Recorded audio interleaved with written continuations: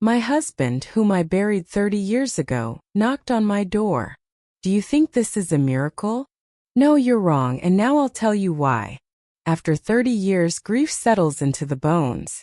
It becomes the background hum of your days, there but not so sharp you can't breathe. By the time you're an old woman folding towels in a house that feels too quiet, you learn not to expect surprises. The most I ever hoped for was a call from my Martha or a neighbor bringing me zucchini from her garden. I certainly wasn't expecting my dead husband on my porch. It was a rainy evening in early spring, the kind where the wind rattles the old storm windows and the lamplight feels softer, almost golden. I just finished folding a basket of towels, pressing each one into neat squares the way I always did, old habits, you know. I set the kettle on for a cup of tea, thinking how nice it would be to sit and listen to the rain. That's when I heard it, 3 knocks. Firm, unhurried, and as familiar as my own name. I froze. My first foolish thought was that it couldn't be him. But my heart knew better. There are some things you never forget no matter how many years pass. His knock was one of them, always the same rhythm, 3 knocks and a pause. I moved to the door, half telling myself it was nonsense. Maybe it was a neighbor or a lost traveler. Still, my hand shook as I opened it, and the sight nearly stopped my heart altogether. Standing on my porch, hat dripping with rain, was my husband, the man I buried 3 decades ago. He was older, sure, but not as much as I would have thought. His hair was mostly gray, and his face had new lines, but I'd have known him anywhere. Those same gentle eyes, that same crooked grin. For a long second, neither of us spoke. The rain drummed on the porch roof, the old wind chimes tinkled in the background, and I stood there like a statue, clutching the doorframe as if it could hold me up. "Hello, Etta," he said finally, his voice raspy but real. "May I come in?" I couldn't speak, so I stepped back and let him cross the threshold. He looked around like a man visiting a museum of his own life, taking in the photos, the threadbare rug, the umbrella stand by the door. He took off his hat and jacket, dripping water onto the mat, and I found myself thinking absurdly that he'd always been careless with the floors. He watched me with a look I remembered from years ago, back when he'd come home late from work and try to explain away his tiredness.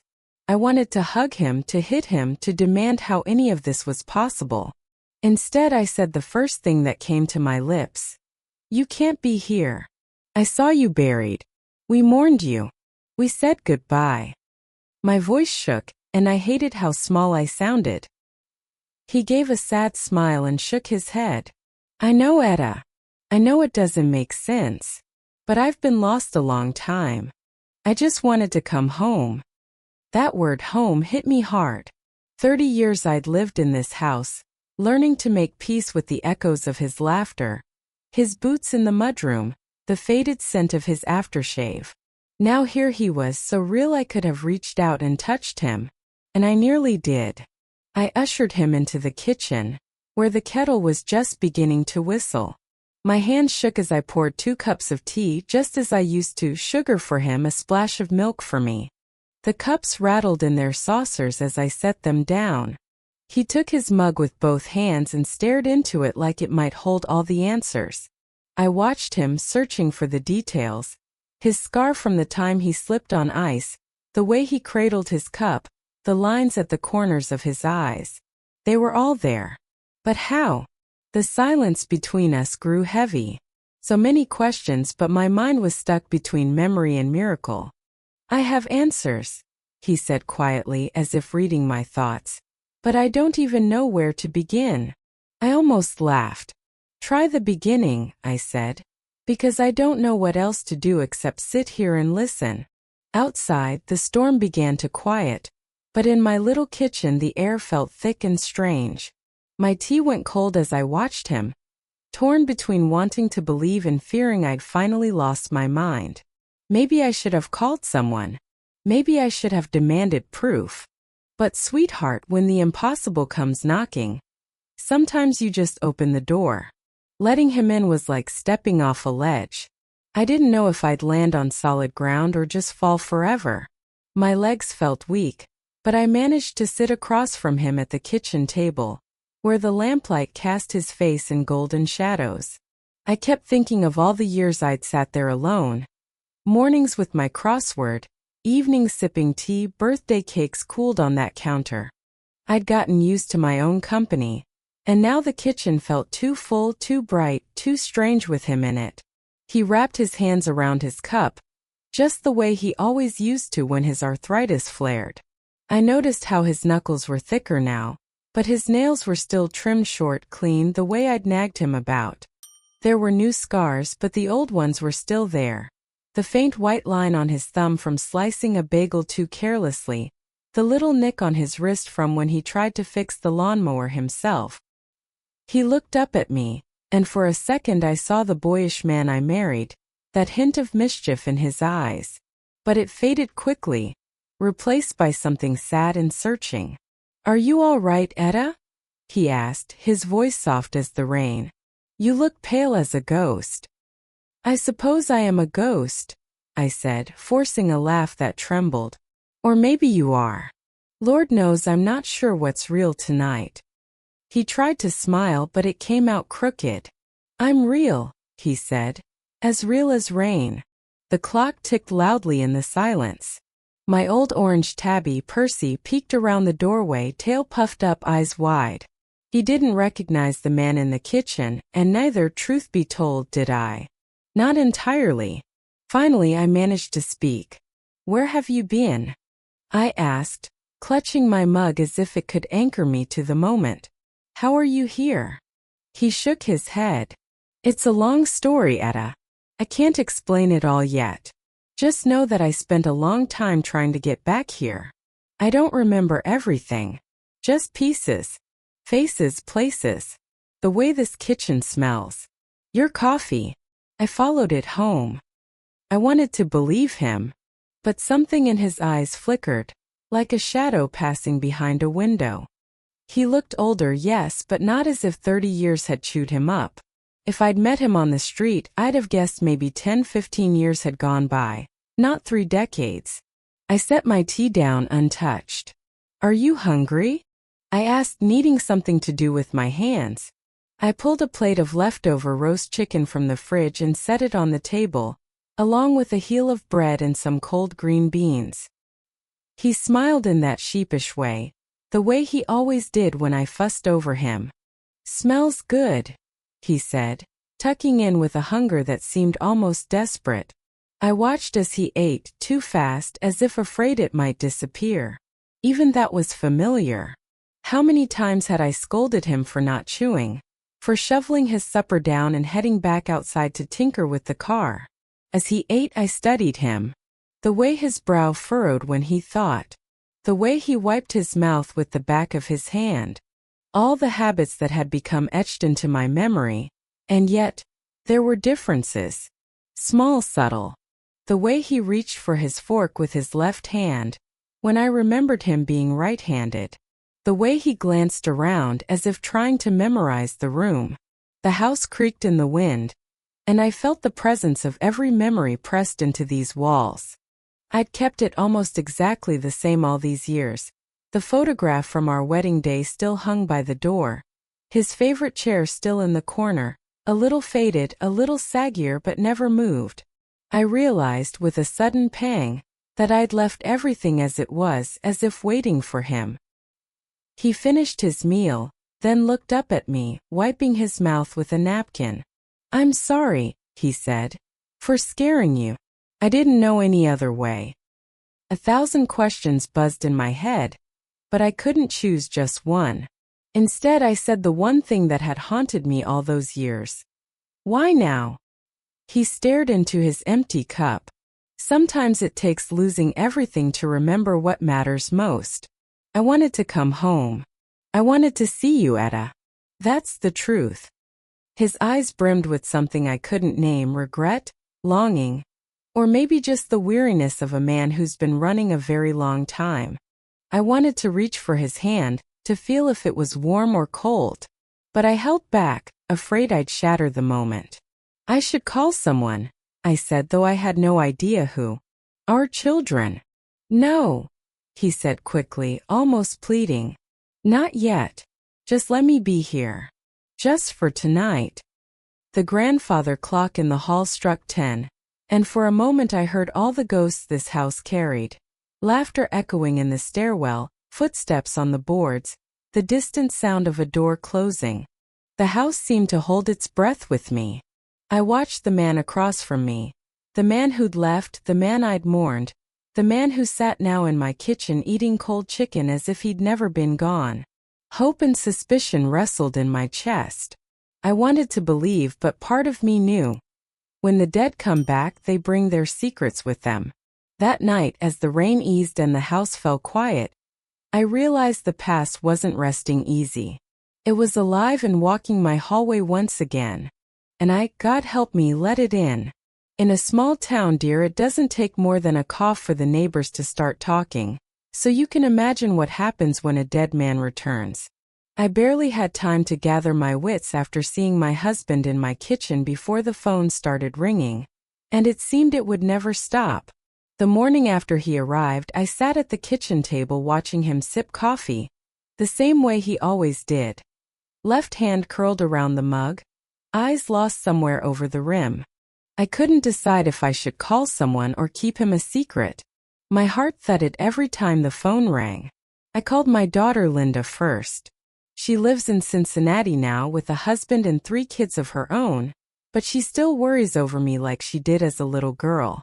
I could barely keep my voice steady. Linda, it's your mama, I said. I need to tell you something, and I need you to listen before you say a word. She must have heard the quiver in my voice. What is it? Are you all right? Did you fall? Do I need to come home? Honey, listen, your father is here. He walked in last night. There was a silence so long I thought she'd hung up. Then her voice cracked and small. Mama, Daddy's gone. You know that. Are you sure you're not? I cut her off. I'm not dreaming, Linda. He's sitting in the kitchen drinking coffee right now. I heard a soft gasp and then quiet, shuffling noises, maybe her covering the phone, maybe crying. She finally whispered, I have to call Michael. Before I could blink, my son Michael was calling from Dayton. His voice was sharp with worry. Mom, what's happening? Linda just called me bawling. Did someone break in? Did you have another fall? My voice shook. It's not a stranger, Michael. It's your father. I know how it sounds, but it's him. He didn't answer right away. I heard a door slam on his end and then a long sigh. Mom, are you alone? You need to call the police. No, sweetheart, I don't need the police. But he'd already hung up. It wasn't just family. My sister Dorothy rang from Florida, voice thick with sleep and worry. Marietta, honey, what's going on? Linda's been texting all morning. Is it your heart? Is this about the estate? I told her what I'd told the others. Dorothy, I know it's wild, but he's here. He knocked last night, plain as day. I'm not confused. She went quiet. Oh Lord, she breathed. I need to pray on this. That started it, the chain reaction. The news leapt from phone to phone like lightning on a dry prairie. My cousin Alma called, just to check in. And not 5 minutes later my bridge partner Claire rang with, Honey, I heard something so strange, I just had to ask if you were all right. By noon the whole town was buzzing. My old friend Noreen called from her kitchen, the clatter of her teacup in the background. Marietta, they're talking about you down at the bakery. Something about a man seen through your kitchen window last night. Said he looked like someone straight from the grave. You know how folks talk. Even Mrs. Pratt from next door called, pretending to ask if I needed anything from the grocery but really fishing for news. You had a late visitor last night, didn't you, Marietta? Saw a shadow on your porch. Should I call the sheriff for you? I tried to answer as steady as I could. Thank you, but no need, Mrs. Pratt. Just a family matter, that's all. That afternoon, the phone rang so many times I unplugged it and let the answering machine do the talking. The messages stacked up. Linda's worried voice, Michael's half-angry, half-scared calls, Dorothy's "call me back, honey please," and even a gentle message from the pastor's wife. "We're praying for peace in your home, Marietta, whatever's going on." All through the day I could feel the town watching, even if the curtains never moved. I could almost hear the whispers flowing down the block. "Did you hear about Marietta? Her dead husband's come home." I sat in my kitchen, my hands shaking, the strange comfort of his presence and the fear that came with it filling every room.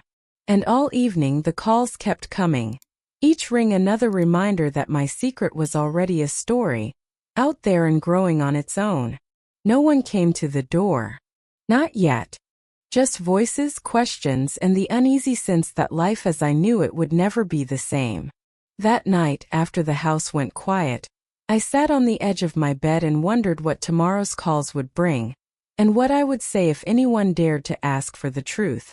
After the calls died down and the hush settled over my little house again, I found myself watching him move around the kitchen as if he'd never left. He asked after my garden. Did I still grow tomatoes by the fence? Did I ever fix that squeaky cabinet?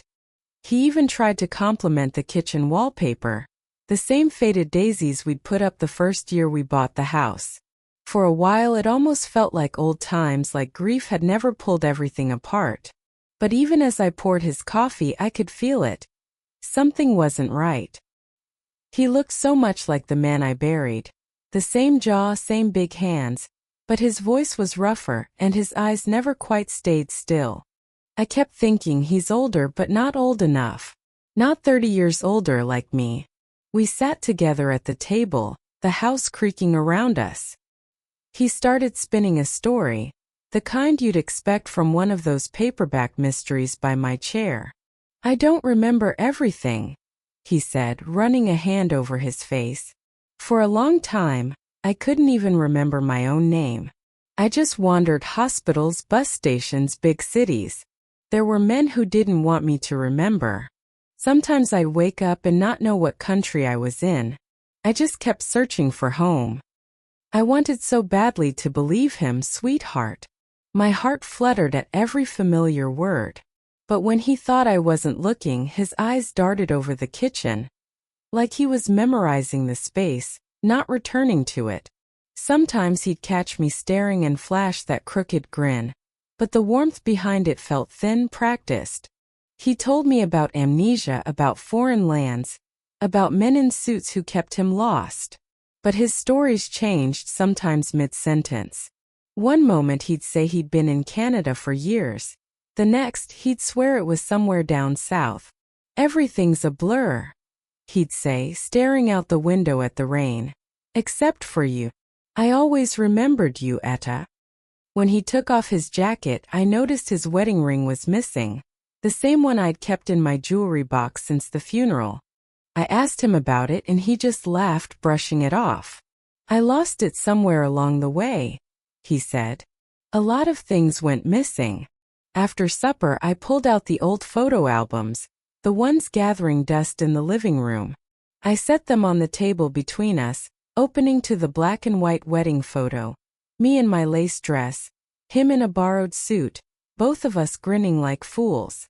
I watched his face for a flicker of recognition, but his eyes just glazed over, and he touched the photo so lightly it barely moved.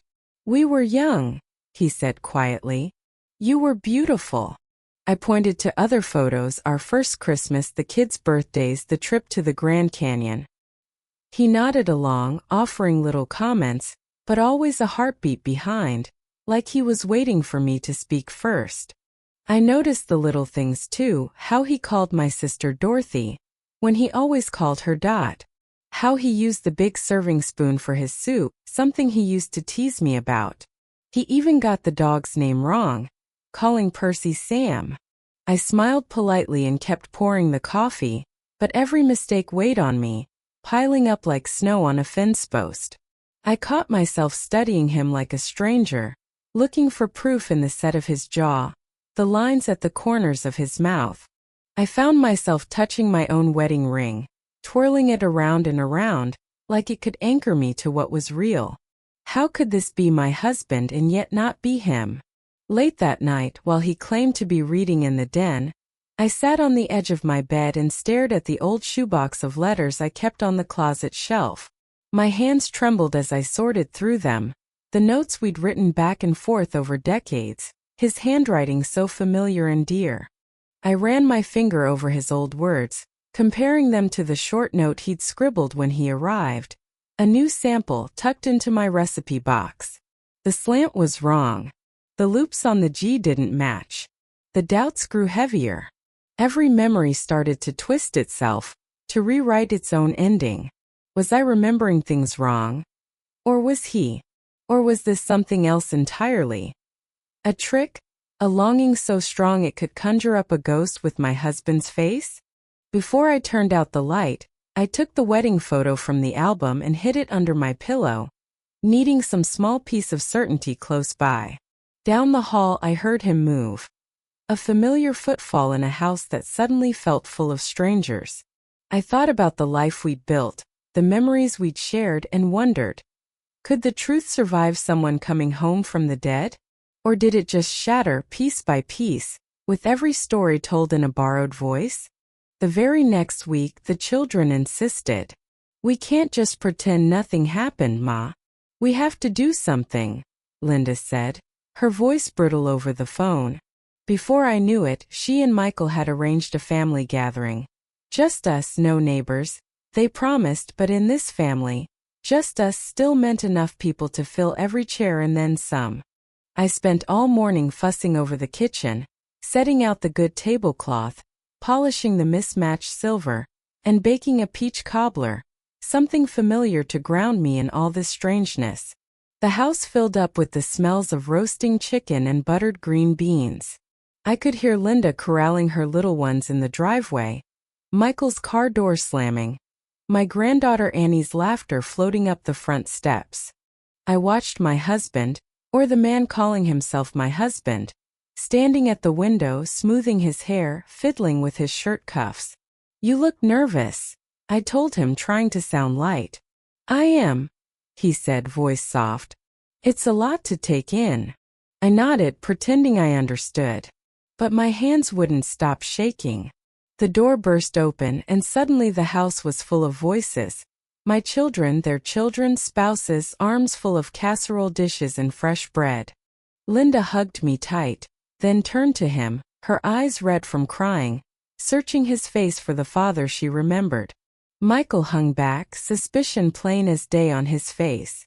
We gathered in the living room, perched on every available seat. Someone started a prayer, but no one's voice sounded steady. Dishes clattered in the dining room. Annie, just 12 but clever as they come, eyed my husband like she was studying a museum exhibit. She sat close to him, knees drawn up, and asked, "Grandpa, what's my favorite animal?" The question landed heavy in the room. He hesitated just a second too long, then smiled. "Horses, of course." Annie shook her head, slow and sure. "Nope. It's owls. I told you last time you visited, right before your trip. You even drew me a picture." The air changed. My daughter's face closed tight. Michael glanced away. My husband tried to laugh it off. I guess my memory isn't what it used to be. But the laughter never reached his eyes. After that, the questions came gentle, then sharper. "Remember the name of your fishing boat, Dad?" Michael asked. "How about the story you used to tell us on Christmas Eve?" Linda pressed. Each time he fumbled, his answers just a hair off, too general, too vague, or laced with little details that weren't quite right. Dinner was awkward. The children watched him like they were waiting for him to reveal a trick.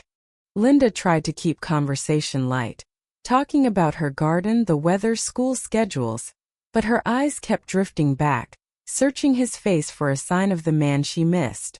After dessert, I saw Annie slip out to the porch, arms folded tight around herself. I found her out there, shoulders hunched, face turned away. "Grandma," she whispered, "that's not him. He doesn't remember things the way Grandpa would. He doesn't even look at me the same." I wrapped my arm around her. I know, sweetheart. I know. Inside, the rest of the family lingered. Some washing dishes, some pretending not to watch him as he moved through the house, touching things that used to be his. I caught him in the hall, fingers trailing along the picture frames like he was reading a story in Braille. That night, after everyone had gone and the house was quiet again, I sat in the kitchen, cradling my cold cup of tea. The laughter, the suspicion, the awkward silences. All of it replayed in my head. The man in the guest room was not the man I'd built my life with, no matter how much I wanted him to be. Sometimes, sweetheart, a family gathering is all it takes to see what's been wrong all along. Questions I'd tried to push aside wouldn't leave me alone. I started noticing every little thing. How he never remembered the neighbors' names. How he flinched at the sound of the noon train. How he stared at my father's old pocket watch like it was a puzzle he couldn't solve. Grief makes you doubt yourself, but this was something different. I needed answers. So late one night, after I heard his soft snores from down the hall, I crept up to the attic with a flashlight. The air was thick with dust and the sweet, dry smell of old paper. I pulled down the boxes I'd sealed shut after his funeral, boxes I hadn't touched in years. They were full of the life we built.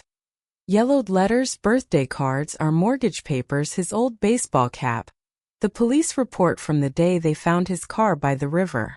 I sat cross-legged on the floor, knees aching, sifting through decades of our story. I reread the letters he sent from the road when work took him away. I ran my fingers over his careful handwriting, comparing it to the way he'd signed his name on a note last week. The curves were different, the slant a little off. I found our wedding rings tucked in a velvet pouch, and I held them up to the light, remembering the vows we made and how he used to turn his ring around his finger when he was nervous. There was a copy of the police report from 30 years ago, so thin and final. Presumed drowned. No body recovered. I remembered the days after he disappeared. How the neighbors brought casseroles and how the pastor came to sit with me in the evenings when the dark was worst. I remembered the kindness but also the questions that never got answered. My mind turned over every detail. Had I missed something all those years ago? Was there a secret he never told? Or had someone else slipped into his life now, wearing his face like a borrowed suit? The next morning I called Rose, my old friend from the garment factory. We hadn't talked in ages, but I trusted her more than just about anyone. "Rose, I need to ask about Robert," I said, trying to keep the tremble from my voice. There was a long pause. "What's going on, Mary?" she asked. "I heard the news. Folks are saying all sorts of things." I told her everything, the strange mistakes, the little things he couldn't remember. Rose listened quietly, then said, "Come by this afternoon. Bring anything you've got. We'll look at it together." That afternoon we sat at her kitchen table, sunlight streaming through her yellow curtains. We compared old photographs, pointing out the dimple in his chin, the scar by his ear, the way he held a coffee cup. "People change," Rose said gently, "but some things never do. You just have to look close." I visited the library and dug through old records. I called up his old friend Joe from the Union Hall, pretending I just wanted to reminisce. "Remember how Robert used to fish on Sundays?" I asked. "Funny, he says he never cared for fishing anymore." Joe hesitated. "That don't sound like him. He loved the water." "You sure he's all right, Mary?" With every answer I found more questions. Little by little, the puzzle pieces didn't fit the picture I remembered. I wrote down everything, dates, names, scraps of stories that didn't match up. I even called the sheriff's office, my voice low and shaking. If someone showed up after all these years, claiming to be someone they're not, what would you do? The deputy on the line paused. "Happens more than you'd think, ma'am. But most times folks just want to believe." That night I sat by the window with my notes in my lap, the sky turning purple beyond the yard. I could hear him moving in the kitchen, opening drawers, searching for something. I realized I wasn't just looking for answers. I was bracing for the truth, no matter how hard it might be. Sometimes, sweetheart, a woman has to dig up the past herself, even if it means breaking her own heart all over again. If you'd walked by my house that week, you might have thought everything was back to normal. Curtains open, laundry on the line, the smell of chicken soup wafting out the kitchen window. But inside, the air was heavy with worry, and the man sitting at my table seemed more like a shadow wearing my husband's coat. It started with the small things.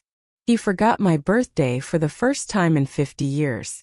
Not the date, mind you, but the way he used to sing to me off-key as he brought me toast in bed. That morning he simply wished me a nice day and moved on. My heart pinched, but I tried to forgive it. Long absence, I told myself, maybe it's just nerves. But then there was the dog.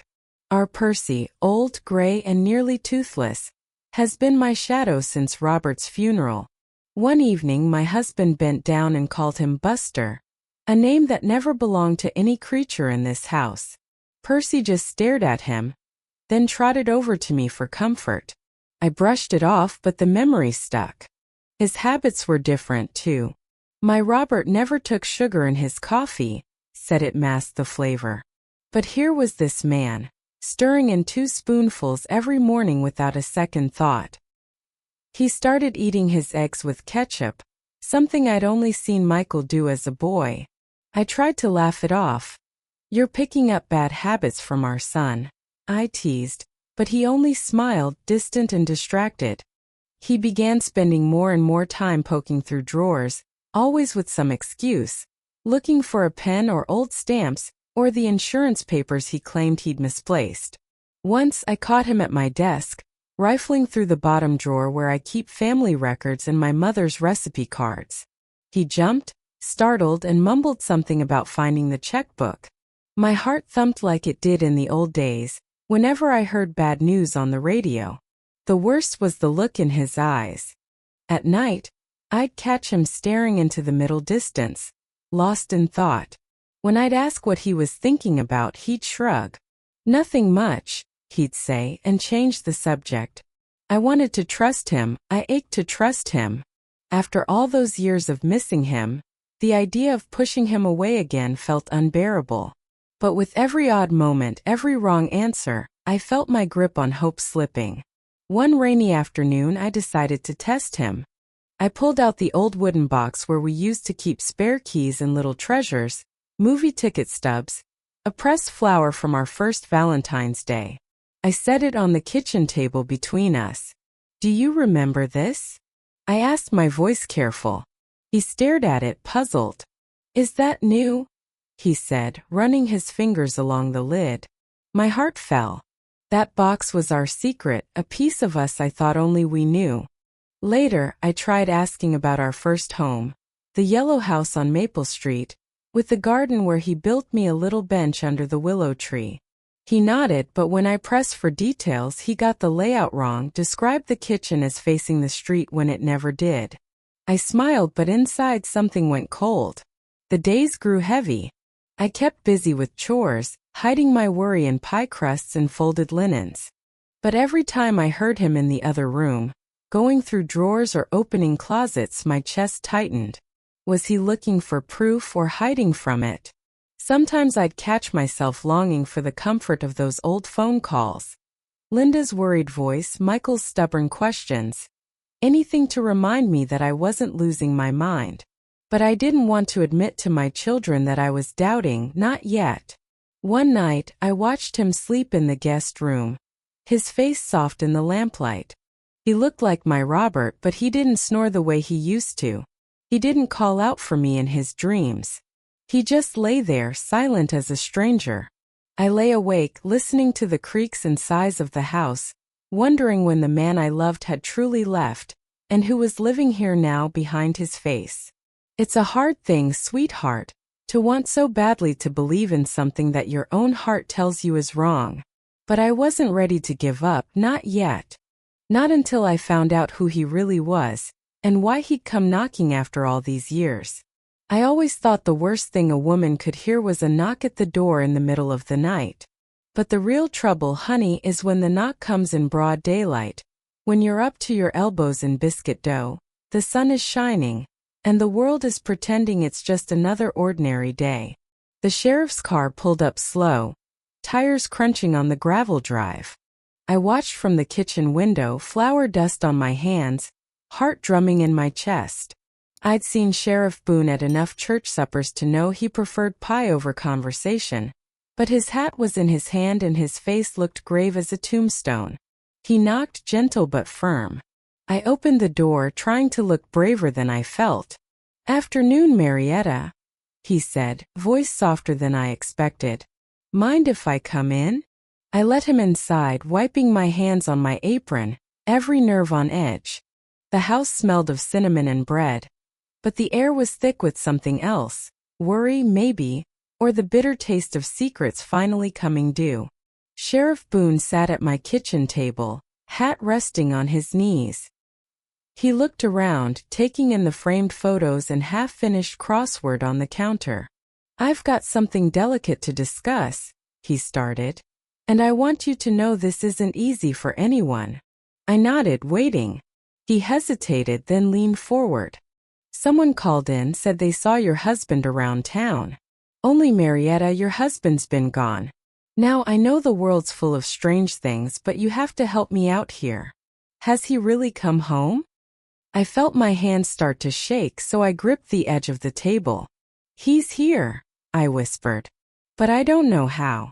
I don't understand any of it." He nodded, not unkind. "Well, ma'am, there's more. The person who called us and said this isn't the first time they've seen your husband. Not by a long shot. They swear they saw him in Cleveland last year, different name, same face. Then again in Columbus, going by another name. There's talk of insurance money, old debts, maybe even some legal trouble from back in the day." My stomach twisted. The words floated in the air between us, heavy and sharp. Insurance, debts, things I hadn't thought about in years. When my husband disappeared, there was an investigation, a settlement. The money helped me keep the house, send the kids to college. What if it was all a lie? What if this man was never mine to grieve? Sheriff Boone sighed, running a hand over his thinning hair. "I'm not saying he's done anything wrong, not yet. But I have to ask, are you sure it's him, Marietta? Are you sure you're safe?" I looked down at my flour-dusted hands, trying to keep my voice steady. "I thought I was. I wanted to be. But nothing adds up anymore, Sheriff. He forgets things, little things he never would have missed. He goes through my desk. Calls the dog by the wrong name. I don't know what to believe." He nodded, kindness softening his eyes. "Sometimes when folks want something bad enough, they see what they need to see. But it's my job to make sure nobody's getting hurt. Not you, not your family, not anyone else." He stood, placing his hat back on his head. "We'll look into it, Marietta. Quietly for now. If you notice anything else strange, anything at all, call me. Don't try to handle this on your own." After he left, I stood in the doorway, watching the dust settle behind his car as it rolled down the drive. The kitchen felt emptier than ever, every shadow lengthening with the afternoon sun. The man in my house, whoever he was, had brought questions the law itself couldn't answer. I went back to my biscuits, but the dough felt heavy, unyielding. My mind raced with memories and doubts, all tangled together like threads in an old quilt. I realized, maybe for the first time, that I might not just be grieving my past. I might be in the middle of a lie so big it could swallow everything I had left. And I wasn't sure if I was more afraid of losing him again, or of finding out who he really was. It's a funny thing, the way you hold yourself together day after day for the sake of peace. I tried to keep up appearances for as long as I could, serving him supper, folding his shirts, pretending not to notice every time he got something wrong. But living with a stranger who wears your husband's face is like listening to an old favorite song played just a little off-key. The notes are there, but nothing feels right. Every day my doubts grew heavier. I'd catch him staring at my old bank statements, sneaking through the hall after midnight. Sometimes he'd be talking on the phone in the garage with the door pulled nearly shut, his voice low and sharp. When I'd ask, he'd wave me off, old friend from work, or just checking in with the union. But my Robert never kept secrets from me. One evening, as the wind rattled the windows and the house felt close with summer heat, I decided enough was enough. I found him in the living room, flipping through the channels like he owned the place, his feet up on the coffee table, something my real Robert never did, not once. I turned off the television and stood between him and the screen. "We need to talk," I said, my voice steadier than I felt. He looked up, that crooked grin flashing for a moment, trying to charm me. But it didn't work, not this time. "What's wrong, Etta?" he said, his tone all innocence. "Stop it," I snapped. "Don't call me Etta. You never did, not once in all our years together. Where did you get that name?" He just laughed, but I could see the flicker of panic in his eyes. "You're being dramatic, darling. You know how much I love you." I pressed on, my words coming out in a rush. "You don't remember my birthday. You call Percy by the wrong name. You couldn't name our daughter's favorite childhood toy, or the color of the curtains in our first home. You rifled through my desk and lied about it. You have answers for everything, but they're never the right ones. Who are you? Really?" He tried to stand, but I blocked his path. "Move," he said, his voice hardening. That's when I saw it. The coldness behind his eyes, the quick flash of anger, like someone who'd been caught with his hand in the sugar jar. "I don't know who you are," I whispered, tears in my eyes. "But you're not my Robert. Not the man I loved. Not the man I buried." He scoffed, shaking his head. "You're losing it, Marietta. You're just old and lonely. You wanted a miracle and now you've got one, why ruin it?" I felt a wave of sorrow and fury rise up in me. "Say your name," I demanded. "Your real name. Right now." He stared at me, jaw tight. "I told you. Say it," I shouted, my voice ringing off the walls. And then, in a tone I'd never heard, he muttered under his breath, "It doesn't matter what name I use. Not anymore." There it was. The slip. He looked past me, eyes cold and empty, as if he were searching for the next lie. In that instant I saw the truth. The man in my living room was a stranger. He wore my husband's face, but his mask was slipping, and what lay beneath chilled me to the bone. I stepped aside and let him pass, my knees trembling. He brushed past me, shoulders stiff, and went straight to the guest room, shutting the door behind him hard enough to rattle the glass. I stood there for a long while, my hands shaking, the world gone quiet except for the ticking of the old clock on the mantel. The breaking point had come and gone, and all that was left was the wreckage. Memories twisted, trust shattered, and a love I once believed could survive anything, gone like dust in the wind. That night I lay awake and listened to the house breathe around me, a home full of shadows and ghosts. I knew I'd have to face the truth, and soon. No more hoping, no more pretending. Tomorrow I would find out who he really was, even if it meant breaking my heart one last time. I woke before sunrise, sleep no match for all the questions crowding my mind. I'd spent days walking on eggshells, watching the man who wore my husband's face but never fit quite right. That morning, I knew I couldn't bear another day of doubt. I called Rose, my oldest friend, the one person who'd always tell me the truth, no matter how it hurt. She came right over, her coat still damp from the rain. We spread out my old photos and letters on the kitchen table, side by side with the note the man had written when he arrived. We compared everything: scars, handwriting, the way he smiled in pictures. "Mary," Rose said gently, "that's not him. Your Robert had a scar by his ear, remember? This fellow's clean.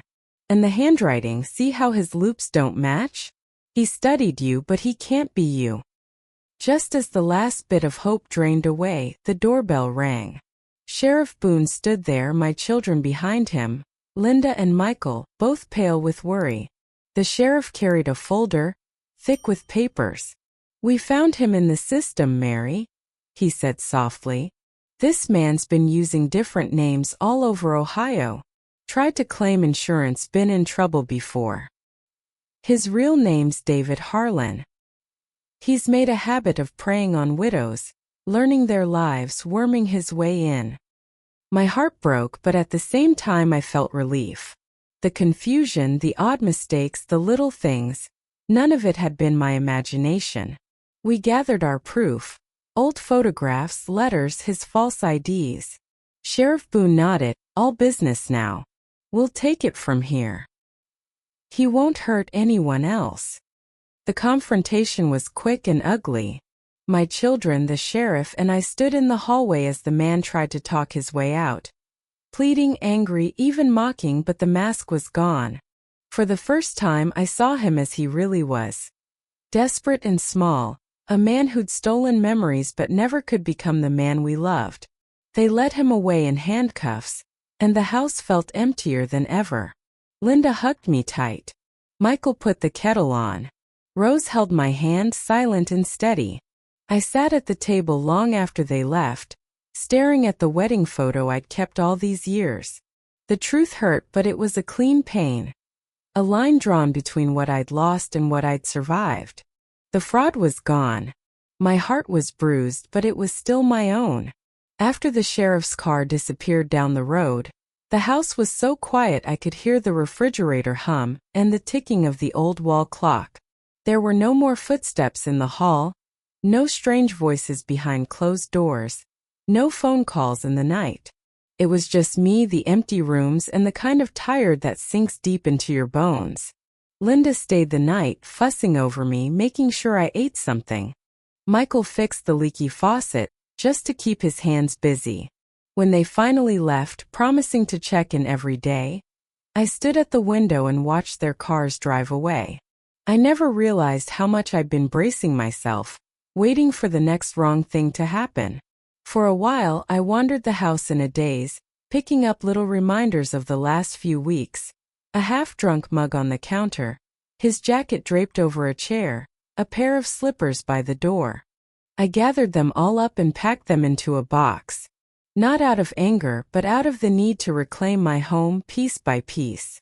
I went through my old letters and photographs again, this time without fear. I let myself remember the good years.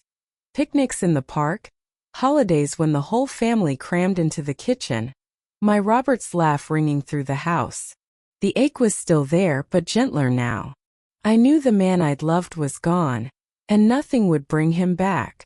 But no one, not even a fraud, could steal what we'd really shared. Some afternoons I sat by the window with a cup of coffee, watching the sun move across the yard. Percy would curl up at my feet, and I'd talk to him about everything and nothing, the way you do when you're alone but not really lonely. Sometimes Linda would call, her voice bright and determined. Michael stopped by with groceries and a new light bulb for the back porch.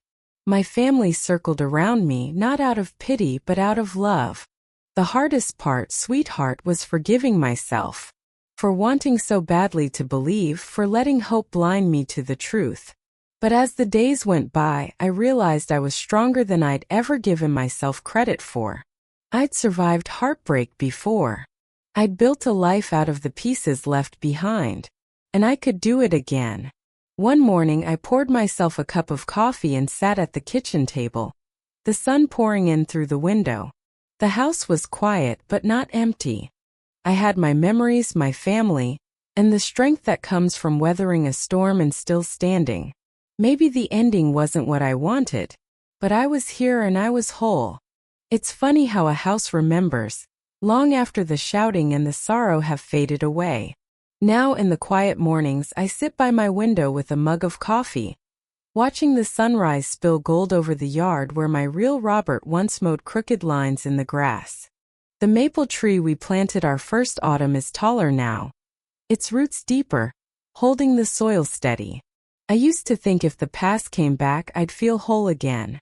But I've learned some doors once closed are meant to stay that way.